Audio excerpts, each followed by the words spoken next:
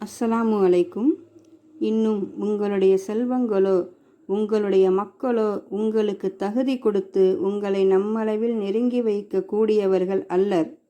ஆனால் எவர் ஈமான் கொண்டு சாலிகான நல்ல அமல் செய்கின்றாரோ அத்தகையோருக்கு அவர்கள் செய்ததற்கு இரட்டிப்புக்கு நற்கூலி உண்டு. மேலும் அவர்கள் சுவனபதியில் உன்னதமான மாளிகையில் நிம்மதியுடன் இருப்பார்கள். அன்றியும் எவர்கள் நம்முடைய வசனங்களிலேயே தோல்வியை உண்டாக்க முயல்கிறார்களோ அவர்கள் வேதனையில் கொண்டு வரப்படுவார்கள். நிச்சயமாக என் இறைவன் தன் அடியார்களில் யாருக்கு நாடுகிறானோ அவருக்கு செல்வத்தை விசாலப்படுத்துவான். இன்னும் தான் நாடியவருக்கு செல்வத்தை சுருக்கி விடுகிறான்.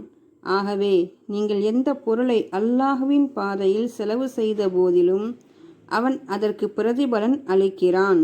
மேலும் அவன் கொடையாளிகள் அனைவரிலும் மிகவும் மேலானவன் என்று நபியே நீர் கூறும். மலக்குகளை வணங்கி வந்த அவர்கள் அனைவரையும் ஒன்று கூட்டும் அந்நாளில் அவன் மலக்குகளிடம், இவர்கள்தானா உங்களை வணங்கி கொண்டு இருந்தார்கள் என்று அல்லாஹ் கேட்பான்.